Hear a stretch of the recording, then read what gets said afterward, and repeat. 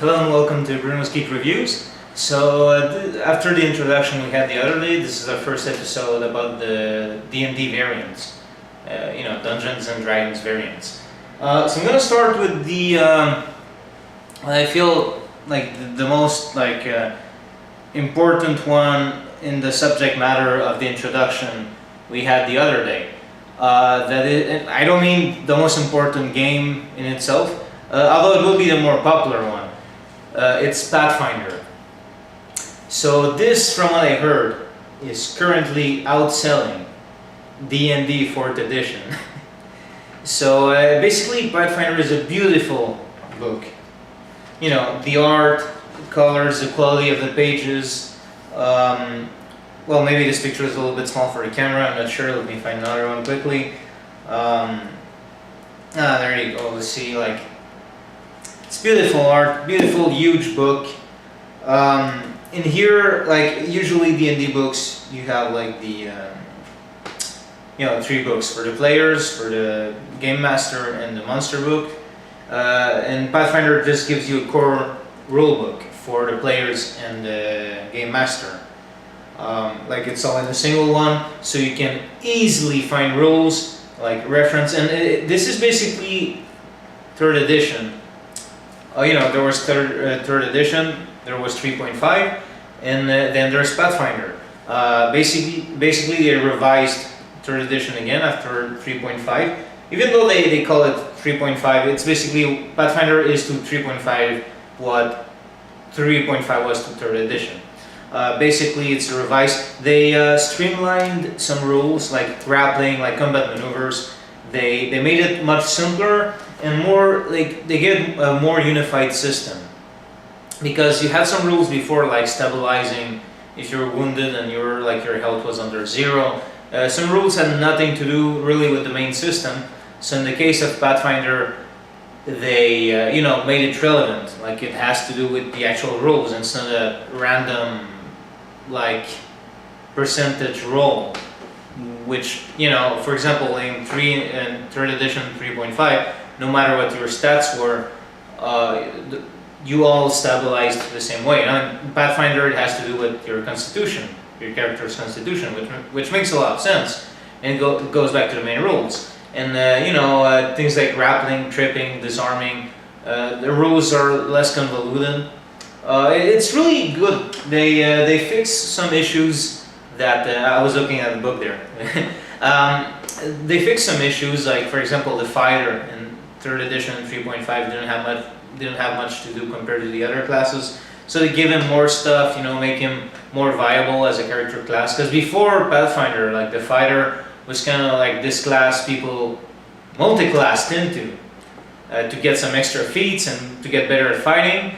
And they didn't really stick to it rarely from level 1 to 20. So now the fighters get more good stuff other than their feats. The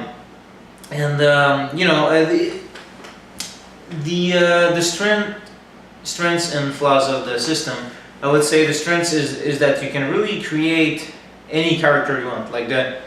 The multi-classing is easy. Oh, and also in Pathfinder they really fixed multi-classing. I mean, which you don't have penalties for not going into your favorite class. Instead, you're rewarded if you stick to your favorite class or classes in case of humans. So that's really good. And also spells which cost experience points are very discouraging for players, especially if they just leveled up. If they just leveled up, technically they should be more powerful than they were before. But the thing is, players will be less inclined to use spells that cost XP. And also in a system in between Pathfinder or D&D 3.x, if you have all the classes level up at the same time, then you shouldn't have things that cost XP. That's fine for versions of D&D where the classes level up at different rates. But if you're gonna have classes level up at the same time, you might as well find other ways to balance powerful spells. And in Pathfinder, basically, they removed the XP penalties, and instead they made the material cost of spells much higher.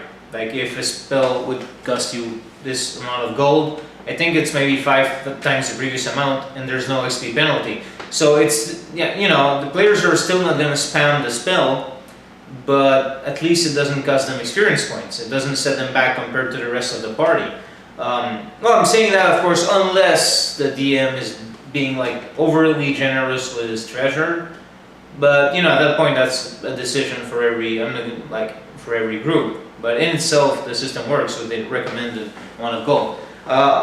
Also, so yeah. Anyway, multi-classing with the feats and the skills, and even in Pathfinder especially, they made it easier to take cross-class skills. So you can really build the character you want, and there's lots of variants for classes and all that stuff. So you know, there's no, you know, it's not a thing like in other versions of D&D where you start with the character a certain way and you'll never be able to change what they do. Like, you know, let's say you want to do a wizard who's good at climbing. Certain versions of D&D don't really allow for that. Like, the wizard will always suck at physical stuff, no matter what. You know, whereas in Pathfinder you can put like skill points, you know, skill ranks, sorry, into the skills you want to learn. You know, there's feats. Anyway, so yeah, character customization is great in Pathfinder. Then its flaws, I would say, you know, the same ones that 3.x D&D had and has. It's basically, well, it's not so much a flaw for me because I like to use miniatures in my games. But you know, the use of miniatures is mandatory. You can't really use this system without miniatures because a lot of the rules have to do with like movement and like where the characters are located exactly on the battle grid. So because of that, you can play with the miniatures. So that might be a deal breaker for a lot of gamers, admittedly, and you know, especially if people play online, that can be a hassle. I know there's systems now, even free ones, where you can play, like you can roll dice virtually. You have virtual maps. But still, you know, that's the thing. I like it. I don't mind miniatures at all. I think they clarify situations a lot for games like D&D. Depends on the game, of course. Like some more, you know, different sorts of games, I might not want miniatures. Like if I'm playing a horror game, which is more about the mood than combat itself, you know, I won't want them. But for D&D, I always use them. So I don't mind that, but I can see how it bothers some people. Also, the fact that you cannot have to maybe prepare in advance what you'll take at other levels, because there's an amount of min-maxing in this game, where if you make some poor choices early on, it'll stick with you through the whole, you know, through all of your character's career. So you can see that. So anyway, this is a Pathfinder Bestiary. It's the main monster book. It's really a beautiful book again, and they made even classic monsters like the goblins and all those guys get interesting twists. And I'm trying to find a good picture that you'll be able to see in the camera, but the monster book is just beautiful. Like the art in this one is, you know, above many other role-playing books, and they gave monsters interesting abilities in some cases, like huge animals. There's more animals that can swallow characters whole, you know. And yeah, like you'll notice stuff like the Beholder and the Mind Flayer is missing because they couldn't use them because of the copyright. But you know, you can easily convert them from previous 3.x books into Pathfinder. I didn't, and now oh yeah, I also have the Advanced Race Guide, which is a really good book, really good book. You can, like, they give you a ton of new player character races. They give you guidelines to create new races, which is something that was, and look at the art. These books are so nice.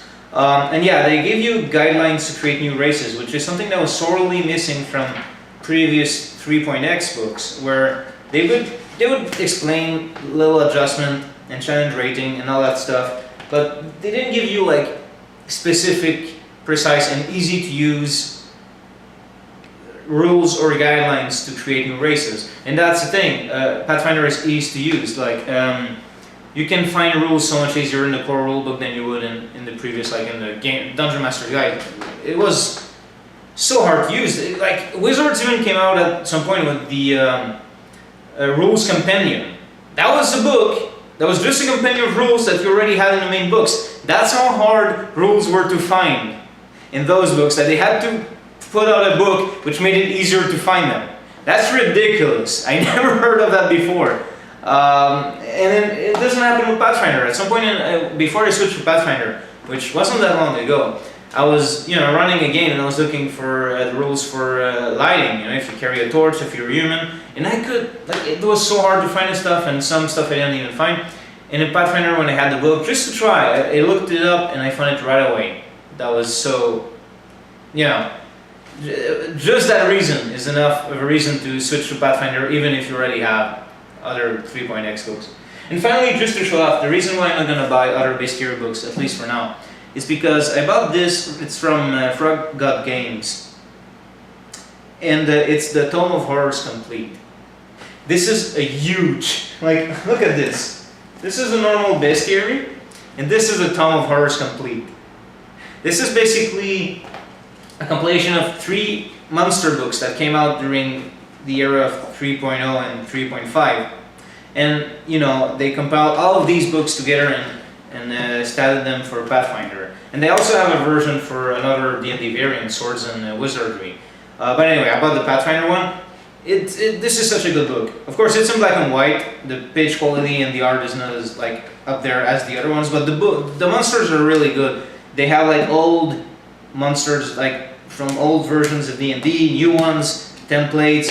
You really get it's a really expensive book. But let me tell you this: once you have it, you don't need any other. I bought the bestiary because you need it. You need the main one. But after this one, it's gonna be a long time before I spend any money on monster books for Pathfinder. I'll buy other Pathfinder books, but bestiaries I don't need anymore because I have the main monster book already. And this huge thing I have for so many campaigns. And the thing is, they give you monsters for challenge ratings from 1 to 20. This is not a book where you will see a lot of cool monsters and you'll be like, oh, I can't use this one yet. There will be a lot that you can't use right away if the characters are low level.